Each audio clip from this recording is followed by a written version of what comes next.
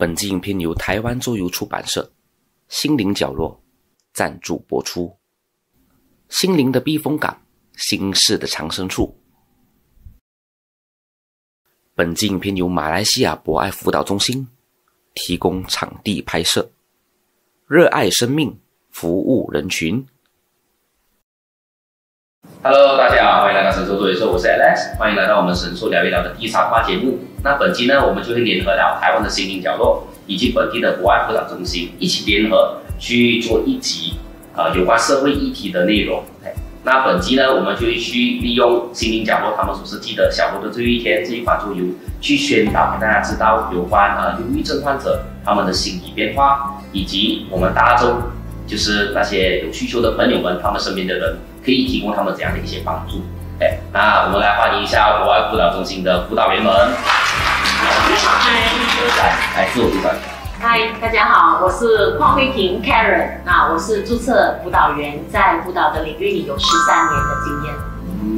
Hello， 大家好，我是李慧恩，你们可以叫我林。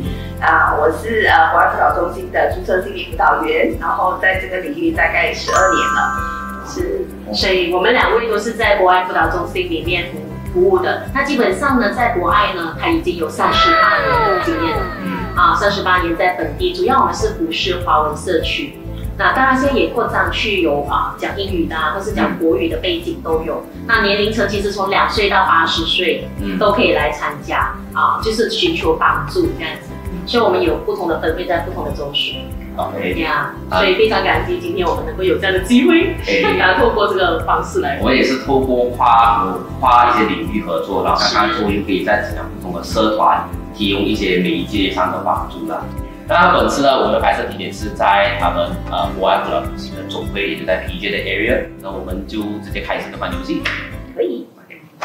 小楼的最后一天，恶意时代，这是一款合作类型的剧情推进游戏。游戏中讲述的是一位患有重度忧郁症患者的小女孩小柔，已经达到了她情绪崩溃的临界点。那在她准备结束她生命的前夕，发了类似于遗言的信息给她身边的亲朋好友。玩家们会扮演小柔身边的亲人，合力找寻小柔的踪迹。沿途上，玩家们会透过打出手牌来医治小柔的负面情绪，甚至解开她的心结，但这需要消耗自身的心力值。玩家们就这样相互合作，直到达到剧本条件时，就会触发故事的推进，甚至会解开某一个结局。那你们究竟能不能拯救小柔呢？那期间呢，我们也会通过游戏去让辅导员们他们去分享一下他们有经历过的一些个案，来看看能不能帮助到大众朋友们看你们身边有没有也是有一些相同类似的个案呢？看看辅导员们他们可以给你一些怎样的建议之类的，去提供他们帮助啦。我这次主要扮演的就是小柔的爸爸。好，我是小柔的姐姐。我是小柔的妈妈。我是小柔的朋友。看你手牌，然后就打一张牌，每个人打一张牌，自行行动打到下一个人。做到上面的就给心力，做不到就直接做下面。OK， 来，那我拿出这一张牌，我自行下方的行动就不用给我心力值了，就是这是我的独白，帮我记一下。我不是已经照顾好这个家庭了，还要我做什么？来，就加一个慢值，然后我也从我的牌抽出一张牌，结束。好，那我就先来了。这个吧。OK， 用心力值打牌。如果带男友回家有压力，不然先和我碰面吃饭怎么样？可是其实讲真的，这些案例这些有需要帮助的人，他们带他们出去晃晃，对他们有什么帮助？其实是会的。你们会建议他们讲多点出去走？当然我们也要问问看他的情况，比如说你讲带他出去走，如果他是喜欢，可能 shopping， 我们找 window shopping 都好，有时候的确是带他出去看一些好看的，然后他喜欢的，带他去逛，他的心情也会被刺激到，是有一些快乐的因子，他就不会只是存在于一种负面的想法。主要就是让他们当下可能有一些很低落深度的一些的情绪低落，然后你带他出去外面走走，他会可能去到他还是低落，可是至少去到一种 level， 他是可以承受他低落的那一个状态。换环境，对，给他去，对他没有那么低落，就可能他那时候低落80%，可能出去他低落50%，他还是在那个状态。可是他去到了我们讲说比较轻，可以让他就是稍微缓和他自己感觉。情况，是一个调节啦，它不会解决问题，只是调节。所以是一个助力吧。下一个。所以我就用心理师做刚才你哇造的混乱。妈妈。所以那妈妈就讲了，你想不想回去跟医生聊聊？我知道有些话你对爸妈不见得说得出口，所以就想带他去看一些专业的。OK， 就我们看看他的技术，患者睡，感觉很累，然后就是并没有动力啊，就是这些患者他们就提不起劲。不是他们不想，可是是没有办法，甚至他们形容好像跟床粘在一起一样，拉不出来，抽离不了出来，是整个人像瘫在那里。所以其实这是一个心理的状态，是一个生理的一个无助感。所以为什么讲是病？所以病不是你能够控制，好像咳嗽你喉咙痛，喉咙痛就是这样子。可是你咳嗽，你说我先控制我不要咳，不能。所以有时候喉咙不舒服是正常的，可是喉咙痛或是咳嗽，它就已经是病了。所以它是没有办法控制的一些反应，就是生理跟心理的一个状态。会不会有因为家人的情绪或一些抑郁症之类的？当然它是其中一个原因啦，因为越靠近的人越有可能就是在不自觉当中说了一些我们讲流行的话。因为有时候讲者无心，聽者有意嘛。所以我相信说越亲近的人难免会造成一些的摩擦的磨损，所以家庭关系当然也是可能是其中一个原因。可是有时候就算那个关系不是糟糕的，是好的，那他们有时候在某一些情况底下，他们也为了不要让对方有心理负担，或是觉得说我现在这么低落，我不想影响你们，那我就抽离。那也有这种善意，所以有时候并不是觉得他们烦，有时候是不想让他们烦，也有这样的例子。就家人影响力会最大，更大一点。我相信家人的助力是大的。助力是有多大？姐姐现在有点困扰。虽然这个会两个变化，可是我还是想选这一张。其实是希望你可以，你只要多笑，你就会变快乐的。你要写下面，是，这就很没有用这句话。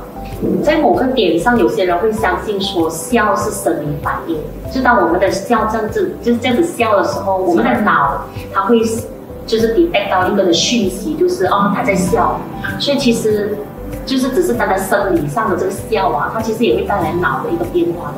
只是如果你让它强颜欢笑的话，可能那个效果就更糟糕。是人打就会更大。是，所以很多人可能会这样子说，就是你多笑你就会快乐。OK， 然后就新的一个回合，来 round 2，一样抽4张出牌，姐姐先开始。我就这个吧。下次要不要来姐姐的家住？住几天？降低他的绝望杀力。有些人他们也是，虽然自己很长进，他们就不想要理别人，就去应和别人，慢慢要回来，这样我就回来。是，可是他自己其实就不是很喜欢那一种。是，所以一个人有太多的角色，也是其中一个原因，然后有负担。要不然的话，就让别人抽牌，然后增加无力感。一个，我觉得让别人抽牌，让别人抽，让别人抽还是要抽。我呢？猜拳的都可以去出牌了，都可以去找。这样就这个了。害怕。时间。结局。结局了，已经是。讲快。因为他已经到了。不知道为什么小罗突然中断了对话，他们焦急等待着1个小时过去过后，终于收到了信息，我已经做好决定了。你们说什么都一样，你们不要再找我。接下来你们再也没有得到好的消息，着急的你们并没有得到好的结果。过了几天，有个钓客以为钓到了条大鱼，钩上来了却是慢慢的绝望。小路的时间再也无法往前，而你们的时间也停留在此刻。所以没有到后者，我就在下一个剧情，下一个剧情，下面我都是剧情，可以顶得到这个剧情。所以就是算失败了吧？那就是这一款游戏的玩法。OK， 那我们就来做一个结尾。我们失败了没有追到小柔。那我们通过这个游戏也了解到 ，OK， 因为这个游戏针对小柔的话，他是一个重度忧郁症患者，所以也没有那么容易去处理啦。然后在游玩过程中，你可以看到他一些支付的情绪旁白，再包括我们普通人以为是很好的话，其实对他们来讲也是没有什么作用的。比如讲，叫他努力一点，叫他在家有点开心一点啊。其实这些话对他们来讲，并没有什么实质性的用处啊。所以我觉得 Alex 刚才讲的很好的就是那个联动的能力啊，就是有时候陪伴一个我们讲已经是重度忧郁有自杀倾向，那当然小柔的游戏是不容易，因为他的确是有挑战的。那我们一般站在身边的人，或许他有一些情绪的困扰，或是也有产生这种我们讲自杀的想法，那我们基本上很难一个人去扶持他，所以的确有时候我们是要联动在一起的。所以我觉得我们刚才在玩游戏的时候特别开心，是终于大家在一起的那种感觉，那种被扶持的感觉，大家终于同在一处，跟小柔一起。所以我觉得大家都可以看到我们的那个兴奋的感觉，就是协力啊，一起去面对，一起去陪伴。所以的确在某一些事情上作为陪伴者，作为照顾者，也是会有一定心力上的软弱。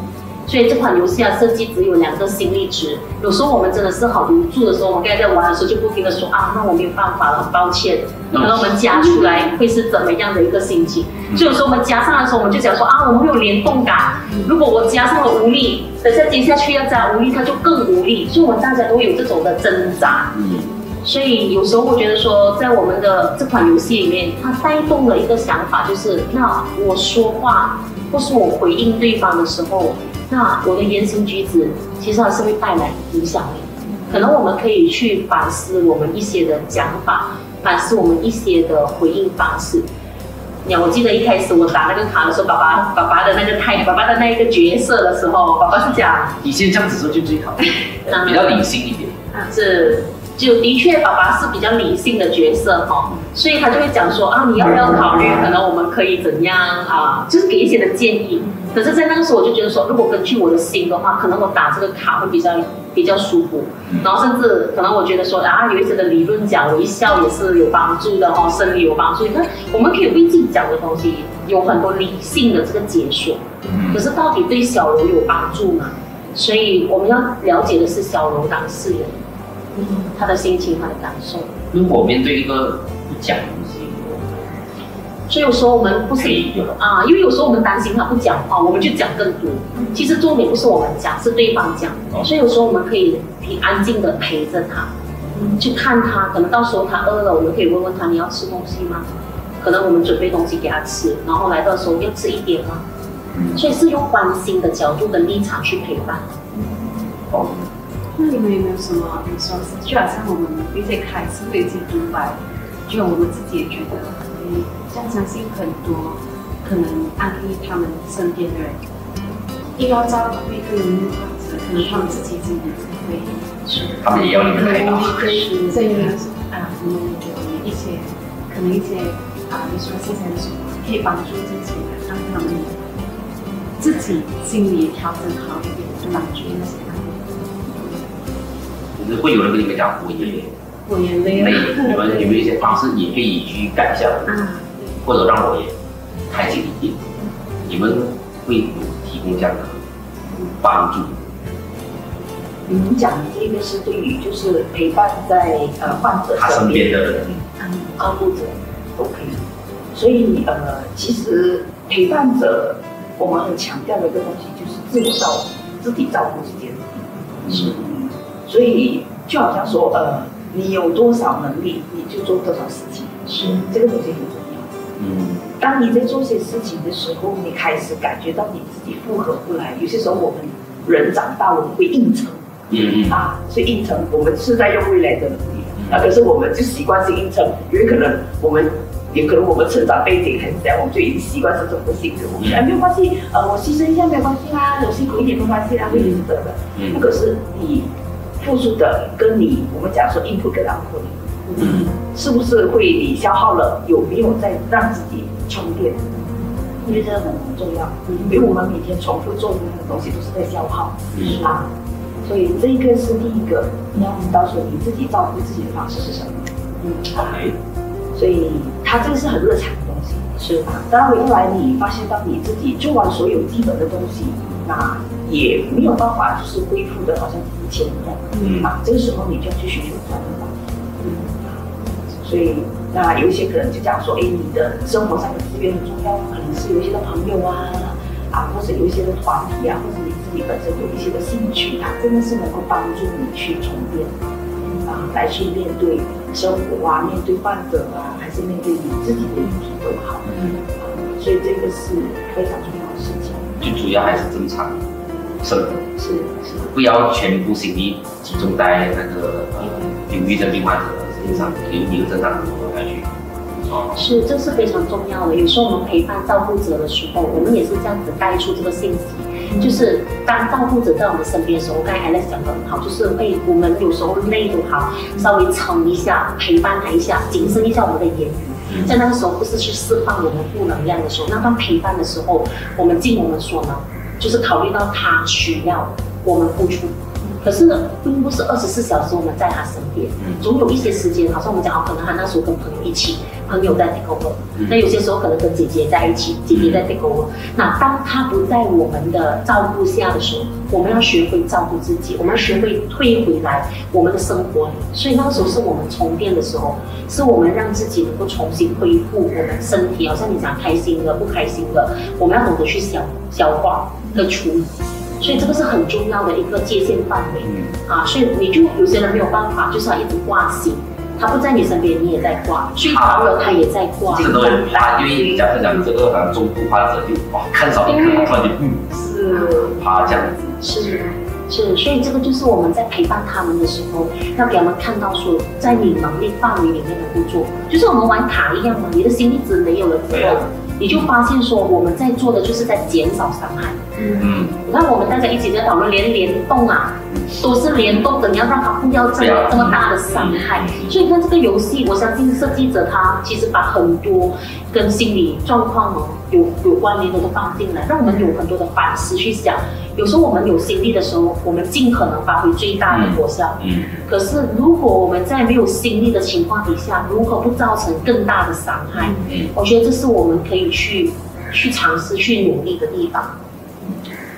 那本期影片就到这里结束啦，非常感谢心灵角落提供我们游戏赞助，以及无爱辅导中心提供我们的拍摄场地，还有2位专业辅导员的陪伴我们一起录制这个节目。那如果有需要的朋友们呢，请不要害羞，也不要觉得无助。如果你们真的是自己本身需要帮助，或者是你身边的人有需要这样的帮助的话呢，请拨打以下的热线，或者是你们可以到这无爱辅导中心的总行去寻求帮助。如果你觉得这个地区很远的话呢，我也会在这一边给予你们其他分行的地点，还有他们的热线号码。